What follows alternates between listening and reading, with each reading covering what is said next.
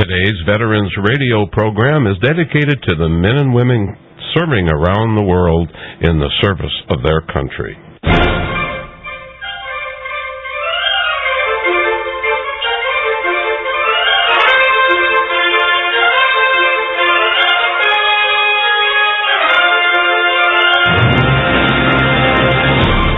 From the studios of Ave Maria Radio in Ann Arbor, this is Veterans Radio. And now, here's your host, Bob Gould. And welcome to another program of Veterans Radio. We're bringing to you live right here on the Ave Maria Network at our flagship studios, WDEO, located in beautiful Ann Arbor, Michigan. Today we're going to have a special program because my partner and guest and host are all going to be in Pittsburgh. That's right. They're covering the Military Writers Society of America. Now, you know it's getting close to Christmas time, and sometimes it's hard to come up with that gift for that veteran. Well, this will be a good program because we're going to be talking about the military writers and military books. And on the line with me is my partner and host today, live from Pittsburgh, Dale Throneberry. Dale, hello there. Hey, Bob, how are you doing? I think we're doing great. Okay. How's the volume? Well, that's the only thing that we're concerned about. But yeah, we are here at the Military Writers Society of America's annual conference in Pittsburgh. We're at the Airport Marriott, and due to some of our interesting technical issues, we are all in one room, and it looks very interesting. In whose room are you in? In mine. Oh. All the guests are here. We've got four writers that we're going to be talking to today about their books. They're all nominated for awards through the Military Writers, and I think it's going to be really exciting. We've got books about Vietnam. We've got books about women in the military. We've got some military fiction. So I'm really excited to talk to these guests and to promote their books for them, and also to promote the military writers, because as you said, there's the holiday seasons are coming, and this is a great opportunity to hear about these books. So our listeners should have a pencil, paper ready to get information, not just a copy on the title, but how they can purchase these books. Is that correct? Yes, and they need to go to militarywriters.com, and they'll be able to see photographs of these people and covers of their books and some stories. And I think it's a great site, and it's a great organization. We've got stories, Bob, for the rest of the year as a result of just last night. And what do you have today on the dais? So well, first of all, by the way, it's coming out perfect. Okay, good. Good. Working fine. All right. Well, we're going to start off with. I got to go back here to my list. Jack Manick, Jack, better known as Doc Manick. His book is called Incoming, and he was a medic in Vietnam. And then we've got Robin Roche Paul, and she's written her book. She was in the Navy, and she writes about what it was like being a mother in the Navy. And then Joe Sanchez, who was also in Vietnam. His book name is True Blue. In addition to being in Vietnam and Purple Heart recipient, he was also a cop in New York, and his story is really fascinating. I think you'll like that. And then finally we've got Bob Doerr, who writes military fiction. And he's written a book about murder mystery. He's got a series of books about former military investigators. It's really going to be fun today. I'm excited to talk to these people, and well, then they'll do great. They'll all do great. I know that. I think that what we should do is get going forward with the program. Dale will be right back with you right after this message. And those caissons go rolling, and we're rolling right around here at Veterans Radio, going back to Pittsburgh, Pennsylvania. Dale Throneberry is at the Military Writers Convention. Dale. All right. Thanks a lot, Bob. Yes, we are here at the Military Writers Society in Pittsburgh, Pennsylvania, and we're going to be introducing our first guest right now. His name is Jack Doc Manick. And Jack and I actually have a lot in common, but he's written a book about his experiences in Vietnam as an Army medic, and I think it's fascinating. A fellow New Jerseyite, and we don't believe that the Jersey Shore happened either. Jack, welcome to Veterans Radio. Thank you. I appreciate it. So, Jack, tell me about how did you get involved in being a medic? Well, I was drafted in 1967, and I wanted to pick what I wanted to do. So in order to do that, I had to volunteer for 3 years. So I volunteered to become a medic. I always wanted to go to medical school, wanted to be a doctor, so I figured this would be a first step. Yeah, and then what'd you find? I found out it didn't work out. But being a medic was just a very self-satisfying type of a job in the military, and it was something that I felt that I could make a difference in being a medic, which is why I volunteered to go to Vietnam. So. And when did you go to Vietnam, and what unit were you with? Well, I was originally sent to Germany after being at Fort Sam Houston for medical training, and I was working at the 97th General Hospital. And the job was a great job. It was clean. It was almost a non-military position. I loved it, but I didn't feel like I was accomplishing anything there. So I volunteered to go to Vietnam, and they sent me to the 70th Combat Engineer Battalion in the Central Highlands near Ban Me Tuot.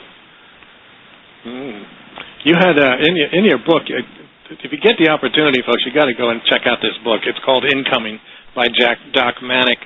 And just the table of contents I thought was interesting because it kind of gives you just a one-sentence description of what's going to happen during that chapter. And again, as I said, I could relate to a lot of the things he was doing because we both flew out of Newark, New Jersey, and ended up in San Francisco, and and then 18 hours later we're in 120,000 degrees. Yeah. And so describe what it was like up in the highlands. I was not in the highlands. It was actually quite a beautiful place, and the temperatures averaged 80 to 90 degrees during the day, whether it was the monsoon season or the dry season. It didn't make any difference. In monsoon, it was nothing but mud and bugs like you've never seen before, and in the dry season, it was dust and inhaling dust. So it was a very nice place to be, from as long as the war wasn't going on. But I guess there was worse places. So. Yeah, it's like all of those places. If it hadn't been for the war, it would have been a nice place to visit. Yeah, exactly. In fact, a lot of guys do go back, and they go back to visit places that they've been before, and the places are where there once was a combat zone or once was a compound or a big base. Now there's farmland. So tell me a little bit about what your mission was there. Well, the mission of the engineers that I was with, the combat engineers, I was with two groups. I was assigned to the 70th Combat Engineer Battalion, but the compound that we were in, we also shared it with Vermont National Guard, the 131st Engineer Company. And both units' responsibility was building fire bases. We got there just after Tet 68, and all the bridges were blown, so they had to they couldn't rebuild the concrete bridges, so they put things called Bailey bridges, which were like erector set buildings, bridges, or they would build bypasses. So their responsibilities were to keep the road structures, the infrastructure going, to build fire bases and anything else that required heavy equipment, bulldozers, cranes, the whole 9 yards. And so tell our audience, especially our civilian audience, because I don't think they understand what a medic's job is. A medic in we were at a camp called Camp Swampy, and we were about 50 miles from base camp, and there was two medics, myself and another guy, and we had 300 men that we had to take care of. So they called us Doc because of the fact that we were pretty much the ultimate medical responsibility in the compound. We had a medical doctor, a battalion surgeon, but he was in base camp, which was 50 miles away. So we effectively, besides, wounds, cuts, abrasions, the normal things that happen to people, we had to diagnose diseases. We had to prescribe, not aspirin, but prescription medications for people, and we had to learn drug treatment. It was what we learned out of Fort Sam Houston as far as medical training. Once we got to Vietnam, even with my training in Germany, you had to relearn everything, and you had to learn new things. So it was being a medic in Vietnam was being like a doctor, which is why they called you Doc. Yeah, I think in all the branches of the service they call them. Yeah, in fact, most of the guys, even the guys that I served with, they probably don't know my real name. They just called you Doc. So, well, that's true. Many of us had, names that were endearing, and some that weren't quite so endearing. That's for sure. But In addition to your medical duties, though, you were also expected to fight. Yeah, well, the medic in Vietnam was not like the medic in World War II or Korea, where you wore the Red Cross and you were a non-combatant. And in fact, the medic in Vietnam was the number 2 target of the VC and the NVA. The number 1 target was the radio man. Right. So you couldn't disguise being a medic because you carried an aid bag, which is very distinctive. So they would target us, and one of the problems that we had is they were killing us off so fast that Fort Sam Houston couldn't produce replacements quick enough.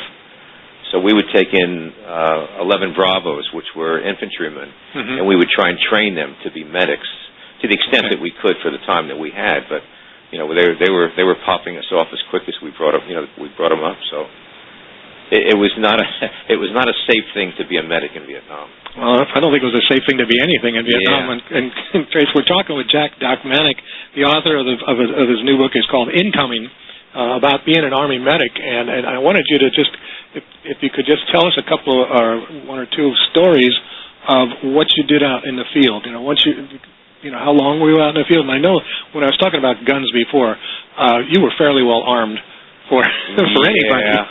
I believed in carrying as much weaponry as I could, and at the time we were issued M14s, and an M14 is a very heavy weapon. Yeah. I wanted to carry as much ammunition as I could besides grenades and other things, and I carried 2 knives, a Bowie knife and another knife, and I carried 3 grenades and smoke grenades, and I was looking for a weapon that was light and that I could get a lot of ammo for, and I made friends with a guy in a MAC-V compound in BAMI 2, a Special Forces guy, and he got me an M2 carbine, which is an old World War II carbine that was not issued by the military, but that I could carry. It was light. I could carry lots of ammunition with it, and I figured I'd give myself more than an even chance if we got into a firefight. So my weapons were not special issued. I mean, they were.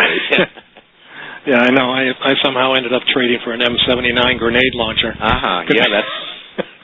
I figured that a 38 caliber just wasn't enough for me. That'll give you an edge. That's what I thought too. The things that I read, and just briefly skimming through your book last night, was what you had to do in the field, and could you kind of describe some of the medical procedures that you had to go through? Because these guys will get wounded, and then you've got to take care of them and get them out. Yeah, I mean, some of the things that happened. I mean, the guys, we would do suturing, we would do all types of work on minor wounds. Anything that was major, we had to call in the medevacs, and have them taken to the field hospitals. But I mean, you name it, anything from fungus to boils. It was an environment where, even with the guys being young guys and being healthy, everybody was coming down with all types of problems.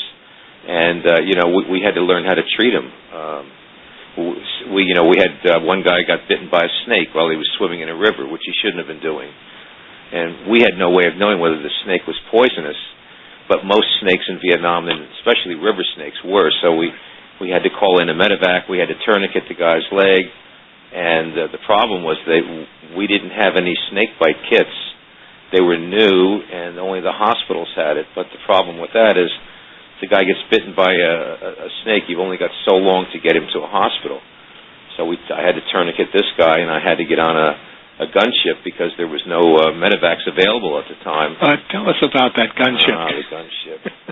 We put the guy on the medevac, and I had to climb in, and I had to go with him because otherwise the pilot wouldn't be responsible for the guy's health, and I understood that. I got on. I was holding on to a center rail that runs from the floor to the ceiling, and the patient was strapped in, and the pilot, if you've ever seen a helicopter take off, the rear end comes up first, it goes up, and then it just kind of slides forward. Well, he went up about 50 feet, and he made I've never seen a helicopter do this, but he made a right-hand turn such that the door was directly beneath me, and I started to slide out of the helicopter. and the only thing that kept me from going out was a bootlace that got caught on the bottom of a seat. And the pilot, then the pilot and the co-pilot turned it back, horizontal. They were having some fun. They were laughing. But I'm sorry, we were a sick group. I know. It was interesting. But I'm just fascinated when you're talking about being in the bush or out, on patrols and so on. How long did you go out on these patrols? Was it a day or weeks or? The short-term patrols were a day, maybe a day and a half. The long-term were upwards of 6-7 days. And the short ones we were basically could go out 4 or 5 kilometers and circle the camp looking for any evidence that the NVA or the VC had stored weapons there or were coming through that area. We also went out on ambush patrols at night. Mm-hmm. We'd go out 5 or 6 kilometers, pick a spot that Army intelligence told us that there might be some activity, and we would set up the ambushes were the scariest things. I can't imagine being out there in the dark. I mean, I admire the infantry so much more than I ever did when I was in the service. When I started thinking about what you guys were doing, in the bush, and the motto of the Army Aviation is above the finest, and I never really understood that until I started meeting you guys after Vietnam, because I admire what you did. It took a lot of courage to do that stuff. It was, when you're 22, once you got past the idea that, or the frightening idea that you could die there, everything else was just pretty much academic. You just, it was part of your job, and you did it. You didn't really think much about dying, because if you did, you would lose that edge that you needed to stay alive. So, yeah, the ambushes were crazy.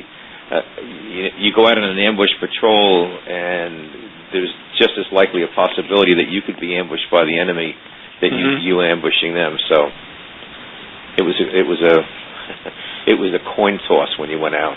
Well, sure. You had a couple of incidents while you were in country, and we're running out of time here. I know that already. We'll have to have you back on the program to do a full thing. But military discipline, sometimes, especially to our civilian audience, and this is no offense to the officers of what we call RLOs out there, real live officers, that sometimes when they first got in country, they were a little bit strict about military procedures. So could you just give one quick story about your second lieutenant you ran into? You're talking Operation Midway, or the one where I went to Cam Ranh Bay?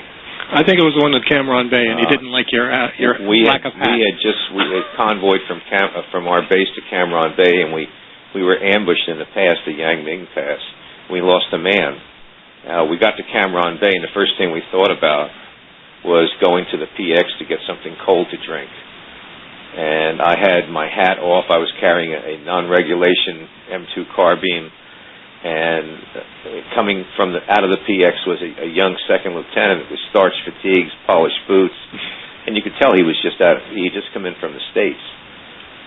And I walked by him. I didn't salute him, which I probably should have, but I was not in the mood for saluting anybody. And I got past him, and I heard this voice yelling, "Hey, soldier, hey, soldier." And I just kept walking, and I heard, "Hey, you without the hat." And he ran up in front of me and stood right in front of me, and he started yelling and screaming at me. Your boots are not polished. Your fatigues are filthy. You're carrying an unauthorized weapon. Blah blah blah blah. And the first thing I thought about was, well, when you come into any base, you have to unchamber a round out of your weapons. You can't carry a weapon into a major base with a loaded rifle. So I chambered a round into the M30, and I picked it up and kind of pointed it in his direction. Didn't say anything, and he looked at me, and his face turned red, and he just walked out of the way, and he just let me pass. But a lot of these young guys that were coming in, they had the wrong concept of where they were. I mean, it was a war zone, and while I probably should have saluted him, he probably shouldn't have done what he did to me. So it was interesting. I knew nothing was going to come of it, but he was really upset. I never forget looking at his face. I can certainly understand that. We've been talking with Jack Doc Manick. His book is Incoming. You can get it at Amazon. You can go to the Military Writers Society. You can find it on there. I strongly recommend it, and as I mentioned, Doc, we'll have you back on the program later on. I want to thank you so very much for having you on. Well, I want to thank you for having us on and for coming to pick us up in situations where it was dangerous, and we do appreciate what you guys did as helicopter pilots, so thank you from us to you. All right, thanks, Jack. You're listening to Veterans Radio. We'll be right back in just a moment. The Medal of Honor is the highest award for valor in combat given a member of the Armed Forces of the United States. There have been over 3,400 recipients of the nation's highest award. This is one of them. Major Patrick Brady rescued 51 men in one day. Details after this. Brady was flying medevac helicopters on his second tour in Vietnam when he volunteered to rescue 2 badly wounded South Vietnamese soldiers in enemy territory. When he arrived, the site was shrouded in fog. He descended slowly until he saw the tops of trees and then moved sideways to the landing site. Despite heavy enemy fire, he was able to locate the soldiers and evacuated them. Brady was called to another fogged-in area where American casualties lay close to enemy lines. He lowered his chopper through the fog and found a stream bed that led to the wounded. In all, he made 5 flights to rescue 39 GIs. On his third mission, the controls on his chopper were hit, but he managed to get home. He got a replacement chopper and returned. On his fourth mission, Brady watched a mine explode near the landing site, forcing another medevac to leave. Brady went in and set his chopper in the skid marks of the other craft. 2 crew members were carrying a stretcher to the chopper when one stepped on a mine. The explosion blew a hole in Brady's craft. He managed to get it off the ground and delivered the 6 severely wounded men to the aid station. He picked up another helicopter and kept flying. In all, he evacuated 51 men that day. 400 bullet holes were counted in the helicopters he flew that day. Brady went on to become a major general in the United States Army. He was awarded the Medal of Honor by President Nixon on October 9th, 1969. The Medal of Honor series is a production of Veterans Radio. You're back on Veterans Radio. This is Bob Gould introducing once again Dale Throneberry, your host today from the Military Writers Society of Michigan. Dale, you're there in Pittsburgh. I am in Pittsburgh. It's the Military Writers Society of America. I'm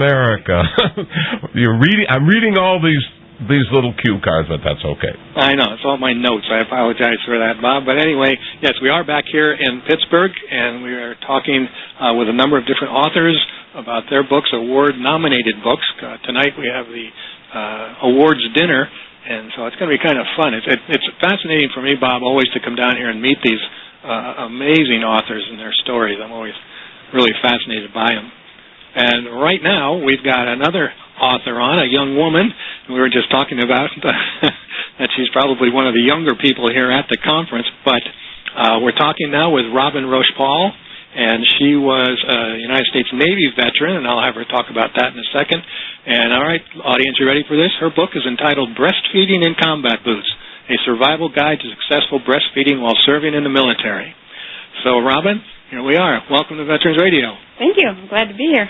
So tell me, you told me earlier, but tell our audience, what did you do in the Navy? I was a mechanic on the A6 Intruder, and I was in the early and mid-'90s. And as I was explaining to Dale earlier, I was one of the first women to be on the USS Eisenhower when it opened up for women to be out on the combatant ship. So. Tell me about that little experience, because I've never been on an aircraft carrier, and I understand there's 5,000 people on Yeah, they're a floating city, literally. You've got everything. You've got the post office, you've got the flight deck, you've got the barber shop, you've got a grocery store. We joke, where's the bowling alley on there? You have room. You could probably have one on there somewhere. But right, you've got 5,000 men, and because they had just opened up for women, there was very few of us that had even cycled into the combat squadrons and whatnot. So there was, I would say, probably barely 500 women, and so you can do the ratio there. And because it was still so new, I'd walk down the hangar bay, and I was still getting the guys. Their heads were on a swivel watching me walk by. I'd be like, what, you haven't seen a woman before? And I'm decked out in full, flight deck gear, and I don't look like a woman because I've got the big, huge float coat. And if you're not in the Navy and you don't know what that is, it's basically a life preserver, and it's got your strobe light, and it's got, all of this gear hanging off of it, and then I have my own mechanic stuff, and I don't look like a chick under here. I look like one of the guys. My hair was short, and the hips must have given it away or something, because they see me walk by and... Well, my wife says something. There's something about your kind. Our kind. But, even beyond that, I had to fight to be allowed to be up on the flight deck, because they said that I couldn't do the work up there. And I was like, what do you mean I can't do the work up there? I've been doing it all along. I can get signed off too. Let me up there. And, so there was still a bit of the old school. Yeah, the old school stuff. But, I proved them wrong, and I do have a funny story with that. Once I did finally get qualified and was up there to be a troubleshooter, which is basically I'm the last person to look at the plane before they shoot it off the catapult. And the guys made me wear, because I was barely 100 pounds sopping wet at that point, and they would make me wear the tie-down chains, which are when you're on the carrier, when the planes are, landed and stopped, they chain them onto the carrier so that they don't fly off. Right. And they're pretty heavy, and they would make me wear a couple of tie-down chains around my waist so that I wouldn't get blown off the deck, because when those birds turn, especially because we still had the F-14s at that time, when they go to full afterburner before they're going to take off, you can take a tumble and go right off the back end. I wasn't going to say back end. The back end of the ship. The stern. No, I was going to use another term. Well, we can't do that, Bob. No. You don't have that delay switch. No, we don't. No. Not a problem. Have to censor myself. All right. So you were in the Navy. You are on an aircraft carrier. You're one of 500 women with 5,000 guys. But then you got married. I got married. Yes, I did. But you're still in the Navy. But I'm still in the Navy. And your husband is a pilot. No, he's not a pilot. He's not. He's okay, Air Crew. He's enlisted. Okay. He's still in. He's a chief now. All right. Because I guess reading the thing, I saw A6, and I go, that's an airplane, isn't it? I think so. Yeah, no, he's on the C2. Okay. Yep. All right. So anyway, so you're married. Yes. And then you decided time for children. Time for children. And I was a good girl. I waited until my short duty rotation. I wasn't going to go and get pregnant so I get out of a deployment, because that really irks the men and the other women. And I agree. I don't like it when I find women are getting pregnant so they can get out of having to go someplace. That's not right. True. But there were some issues involved with that once when you were pregnant or after your child was born, wasn't there?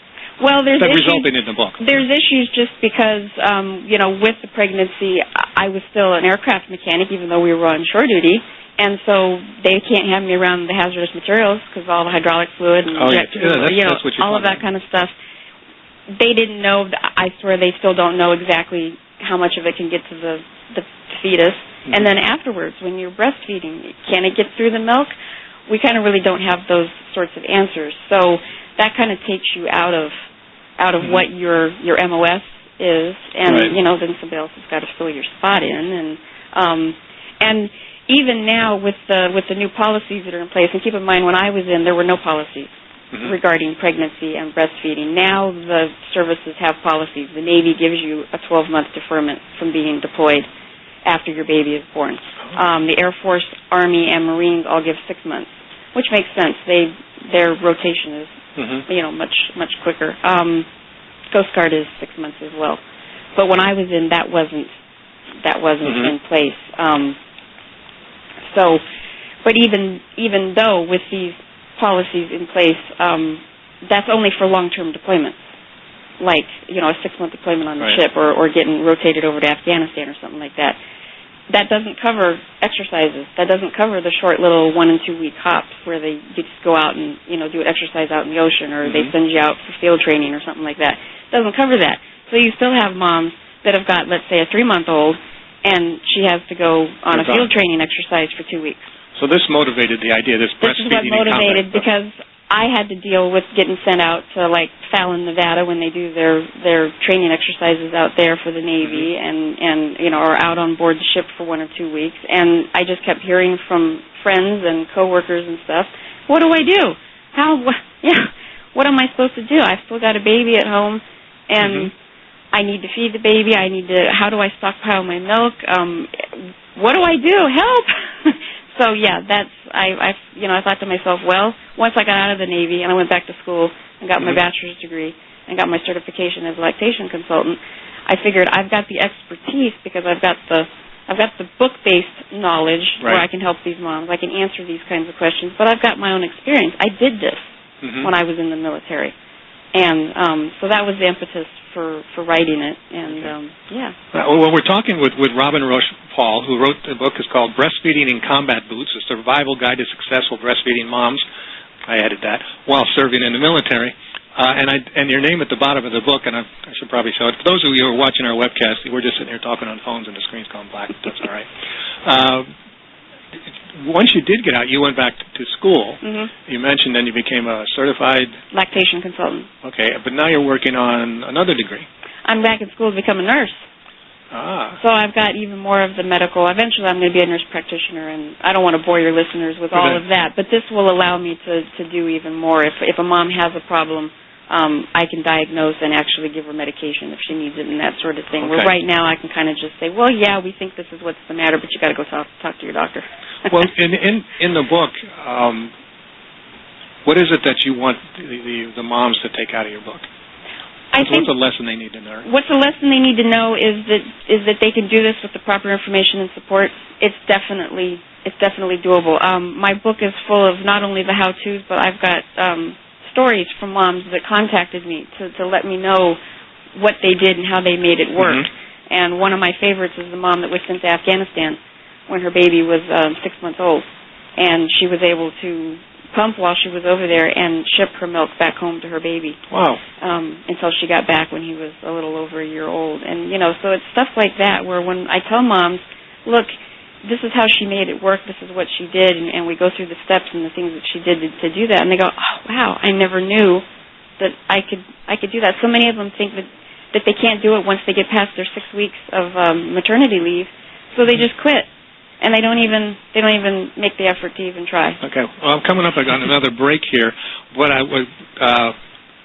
know you have a website and you've got some other information. Could you let's hear them, and so people can go. Okay. The website is www.breastfeedingincombatboots.com. It's a pain to type that all in, but there you go.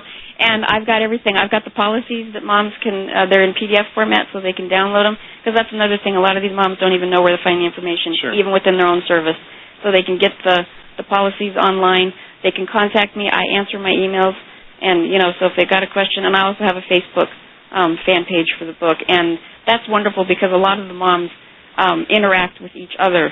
So if you post a question on there, other mothers will answer you back and say, this is what worked for me. Well, it's significant and it's important. And Robin Roche Paul, thank you so very much for being on Veterans Radio. Thank you for having me. And we'll be right back after this, Bob. Okay. We're back on Veterans Radio. Bob Gould here at the station in beautiful Ann Arbor, Michigan. But now back to Dale Throneberry in Pittsburgh covering the Military Writers Society of America. I got it right that time. Absolutely, Bob. Thank you very much. Yes, I'm talking about beautiful downtown Pittsburgh. We're on the outskirts of Pittsburgh right now, but and the sun will shine someday.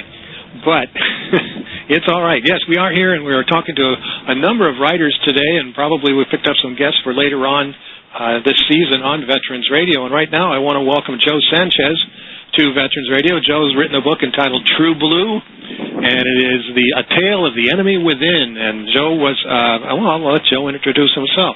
Joe, welcome to Veterans Radio. Good morning, Vietnam. We always have to get one of those at least. So Joe is from New York, and so this weekend has been really fun. I've been bonding with a lot of East Coasters, and my accent's coming back like I can't believe. It's really fun. But so Joe, you're from New York? Yes, I am. And tell me about how you got into the service, and then we'll kind of go from there. Well, first of all, I want to thank you for your service to America. I want to thank the good Lord Jesus Christ for getting me through life and getting me to this point where I have the pleasure of meeting you. My pleasure also. So, well, to begin with, I was born in Puerto Rico in 1947. Came to the mainland in 1952 when I was about 5 years old.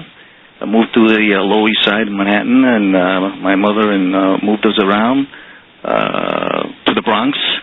After finishing high school, I tried to get into the service.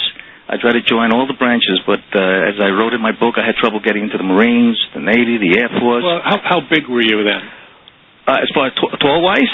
Weight-wise. Oh, I weighed about maybe 120 pounds. 5 foot, almost 5'7". What do you think the problem was? What the difficulty? Well, I was arrested when I was 12 years old. That'll do it. Okay. Yeah, I was arrested when I was 12 years old. There were 2 other individuals older than I was, another Puerto Rican kid and an Irish kid. And they asked me if I can get a screwdriver for them, and up in my apartment I got it for them. They asked me to escort them to where they were going. I didn't know what they were going to do. They were attempting to pry open a parking meter, and cops came by and locked us up. There you go. Yeah. I can understand that one. Okay. So anyway, you finally got... I was able to push my draft. I went to Fort Dix. I wanted to be a paratrooper, but I was sent to Fort Carson, and that's where the 5th to the 7th came out of, and they were sent to Vietnam. But I arrived in Vietnam first. I arrived in Vietnam as an artillery. My MOS was artillery. I served with the second of the 20th Aerial Rockets Artillery gunships. And when the 5th to the 7th finally came in, I volunteered for the infantry. I went into A Company as a rifleman. And you were there when? 66 to 67. Okay, and so you were also in 2 Corps in the Central Highlands. Yes, I was. We served in Bang Sang, Quy Nhon. I also served in Phan Thiet, but I got transferred from they started giving out transfers, so I left the 5th to the 7th, and I went to Phan Thiet, and I was assigned to D Company, 2nd of the 7th, as a forward observer. In January 16th, 1967, it was my birthday, and I remember that day. We left early morning. We went to check a VC camp. Mm-hmm. It was getting dark, Well, not getting dark, but it was about 4 o'clock, and we heard that they were serving chicken at LG, Virginia, and we knew we would never make it back by hiking it back. So the lieutenant had the idea, the squad lieutenant, that to call in the birds. They called in the birds. They picked us up, dropped us off back to Virginia. I had my chicken, hot meal, and I started writing my mother a letter, as everybody, as my other friends were doing. I was telling my mom I was in no way was I in danger. I used to tell I was a clerk. And just then there was activity 4 miles away. Another platoon made contact with the VCs, and being a forward observer with Sergeant Fred Booker, I had to get my Prick 25 back on, and we were picked up, went into a village firefight, and I would say maybe about 10 minutes later, as we're searching a VC, hurled a grenade at us, and 4 of us were seriously injured. And they I got medevac and to a field hospital, and from then on I went to Nha Trang and to get operated on, and that was my experience as far as being wounded. I mean, I can go on with other incidents. Did they send you home, or did you go back to the field? No, I was in the hospital for a few weeks. And the medic Robert Martinez, he was seriously injured. He was sent back home. He had about 16 operations to get him back, back on his feet again. Fred Booker was sent back home also, and he spent about 6 to 8 months in the hospital. And I was able to make contact with them back in '97 when everybody started getting their computers, and I was able to find lost friends, and it felt so good to make contact with these lost friends. Sure. And that's my experience about what I've told you is a little bit of my experience in Vietnam. Mm-hmm. But then came the concrete jungle. I went to another war. Well, yes. Well, we're talking here with Joe Sanchez. His book is called True Blue, and if you just go in and Google Joe Sanchez on you'll find a lot of information about him, because we're doing this in a very condensed version today, Joe. We'll have you back on again to talk about it more. But you went from one war zone to another war zone. Tell me about the other war zone you went to. Yes, I always wanted to be an NYPD police officer. Now, again, I had trouble getting into the NYPD, so I had the opportunity to serve with the Port Authority, New York, New Jersey Port Authority Police. I spent 3 years with them, and it was a very interesting job. I loved it, but I always felt like I was a grunt. So I had taken the test for the NYPD in '68, but there was a freeze, and I had problems again getting in. Finally, after 3 years with the Port Authority, I was called in '73 to become a New York City police officer. I entered the academy in 1973, and I loved it. My first assignment was in Brooklyn. But I told my story because it's hard. I broke the police code of silence. Mm-hmm. A few years later down the road, I was arrested and indicted in 1983. Let's back up just a second. You were you witnessed and saw some things that wasn't kosher, to put it mildly, and you reported it to your superiors. Yeah, so as a police officer, we see a lot of corruption, and you just don't tattletale and say, I saw this. You got to work with these fellas. They're your backups. Right. And I work with a lot of good, honest cops, but there were those I stayed away from. But I had an incident where my partner and I, we followed one individual into a tenement building. We suspected, the guy was into no good drugs, and as we quietly followed him up into a flight of stairs, this individual goes into an apartment. We figured we had nothing going, but we heard somebody else coming up. So we tippy-toed up to the next flight where we could observe the second individual coming up, knocking on the door. The door was open, but this is a drug location. And what happens is, when you're in a drug location, there's a security guy. He's got a gun. His job is to let the buyers come in, escort them in, buy your stuff out. When he opened up the door, we saw the gun. We rushed the guy. He saw us coming. He tried to close the door on us, but we were able to overpower him. He dropped the gun. I called for backup. 1013 officer needs help. We grabbed the one individual that was knocking at the door, but he was able to bolt. The guy with the gun, we were able to secure him. As I entered the apartment, there were other individuals in the apartment. The fellow we were following was there. There was drugs, and when it was all over with, one of the individuals in the apartment claimed that I took his money. When Internal Affairs investigated, 5 of the other individuals that we arrested backed my story up that I never took any money. Mm-hmm. And Internal Affairs more or less closed the case. I'm substantiated. But I had made enemies. I ratted out a corrupt lieutenant. He had more friends than I did. What they did was they reopened that investigation, and these other individuals, 6 of the drug dealers that were facing free to life, the only way out they could get out of it was to say that I took money from all of them. Mm-hmm. And that's how I wound up getting indicted. Now, my partner, I wound up getting indicted, and it took me a while to clear my name. I was exonerated, but I was eventually when I was fired from the police department. Mm-hmm. But when I was exonerated, it was hard getting back on the job, and that's what my story is about, trying to get back on the job. And I could never get back on the job. I became a New York State correction officer. That's another story. And unfortunately, our time is running short again, Joe. This is a great book. You guys out there, you got to check this out. This is one man's journey through life and coming up against a lot of unusual experiences. They'll love my website. Where is that? www.bluewallnypd.com. www.bluewallnypd.com. It's a good website. You'll like a lot of music. And my co-author is Mo Dania, by the way. Okay. Joe Sanchez, the book is True Blue. Check it out. We'll be back in just a moment. You're listening to Veterans Radio. Thank you. Thank you. And we're back on Veterans Radio. Bob Gould from the studios in Ann Arbor, Michigan, inviting you to, let's go back to Dale Throneberry in Pittsburgh.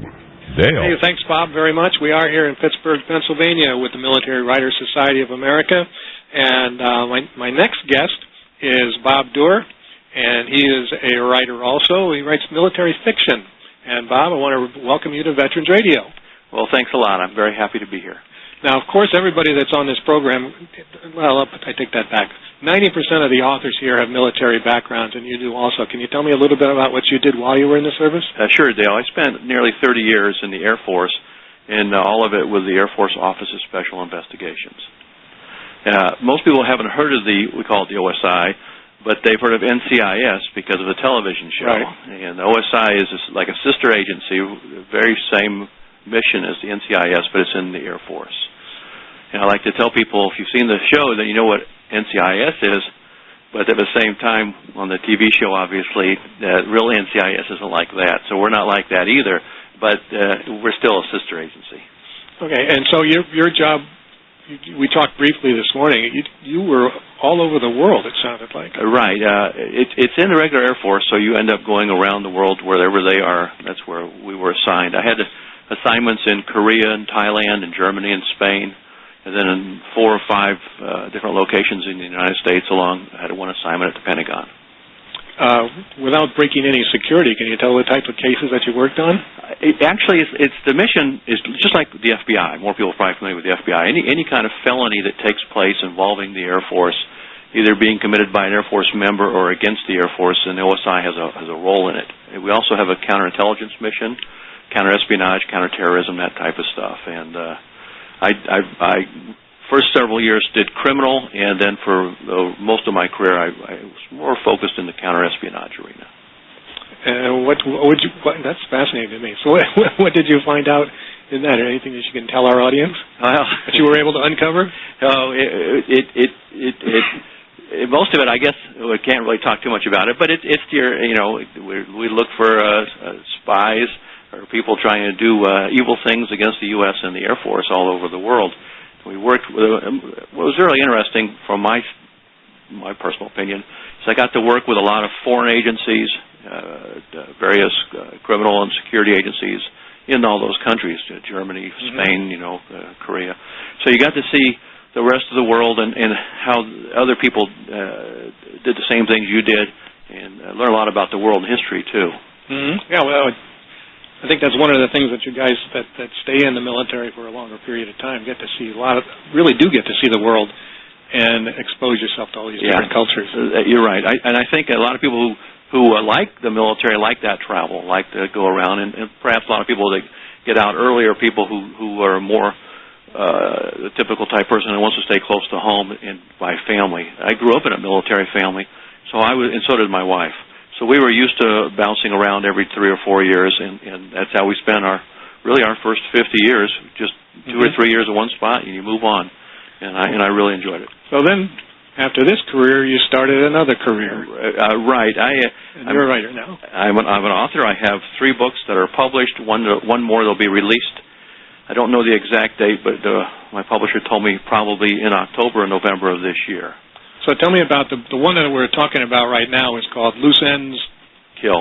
Loose Ends Kill. It's a murder mystery, mystery thriller. Setting is in San Antonio, Texas, which happens to be where I'm from. I have the same main character in all my books, but they're not a sequel, so you can read them in any order. They're all standalone stories. The first 2 took place in New Mexico, and Loose Ends Killed, like I said, takes place in San Antonio. My protagonist, a guy named Jim West, is a retired OSI agent. Surprise. Yeah, I guess a lot of we authors. Write what you know. Yeah, and he's an individual who spent 20 years in OSI and ended up retiring at 20 at the same time and really motivated because he went through a messy divorce. It was a divorce he never saw coming, and it really bothered him. So he left the Air Force after 20 years and moved back to New Mexico, really just to do as little as possible and live out his life in peace. And what happens is he keeps getting sucked into different murder investigations, even though he's trying not to. In Loose Ends Kill, what happens, he gets a phone call from some lawyers in San Antonio saying that an old friend of his needs him and wants him to come down and talk to him. In essence, the friend was arrested for murdering his wife and is claiming that he's innocent. And that's, in essence, how he gets sucked into the whole investigation. And so this is a series of articles, but you said, a series of books, but they're also standalone stories, right. Each one. Right. The only repeat characters in the books are the protagonist, Jim West, and his dog, Chubbs, is in each one. All the other characters are new each time. How did you how did you start writing, I guess? I think I've always been a storyteller and writer, and I actually wrote my first book years before I even tried to get it published. And I've done a lot of short stories from my family. I used to write short stories for each of my children when they got old enough to read. And I did the same for my grandchildren. And finally, when I stopped working, I decided I'd try and get serious with it. And that's what I've been doing. Well, so tell me a little bit about how, and this is just for our general audience, because we have a lot of potential authors out there, I know. How do you go about getting that book published, or how do you find a publisher? It's not easy, and I understand it's even harder these days than it has been in the past because of all the changes in the industry. But to find a publisher, you really just have to start writing letters. You can either write them to smaller independent publishers, or you can write them to literary agents and try to find an agent that will get you into a big publisher. And you just have to have tough skin because it's very normal to have many rejection letters. I think I had over 75 or 80 rejection letters And these are from people who, I got the letter back, it seemed like 2 days after I sent my query letter, asking them if they would like to look at my manuscript. And I was just lucky finally to land a small publisher who, when he saw my manuscript, he liked it. And where can we get this book? This book is available on Amazon, on BarnesandNoble.com, on various online stores. A number of smaller bookstores, some Hastings and independent stores might have it. And I know a couple of the base exchanges had it too. So it's online. The easiest place if you have a computer is go online, like to Amazon or BarnesandNoble.com, and you can either get a hard copy mailed to you or picked up at the store or on your Nook or Kindle. Okay, Bob, how much time have we got? I can't hear him. I think we've got a couple. Well, we're setting up the board. We have about 1 minute as of right now. I thought that would. I didn't know if my watch. No, we're setting up the board. Okay. Well, Bob Doerr, the author of Loose Ends Kill and a couple of other books with the same character in there. I want to thank you so very much for being on Veterans Radio, and hope to have you on again sometime in the near future. Well, thanks, Dale. I appreciate it. Okay, thanks. All right, Bob, that's going to be about it from Pittsburgh, but I wanted to talk just, if I have about 30 seconds, to encourage everyone to go to themilitary-writers.com, their website. There's a lot of great information in there, especially if you want to become a writer. And they can help you. And as Bob and I talked earlier this morning, he talked about the idea that there are people in this organization that can help you find that publisher and go forward. And if I hear the music in my ear, that means that we're just about ready to say goodbye. And next week we're going to have Bob Calvert on, and Bob produces a number of videotapes called Talking with Heroes. He's been to Afghanistan and Iraq, and he's going to be on next week to talk with us. So until next week, Bob, I will see you in a couple of days, but to our audience, you are dismissed.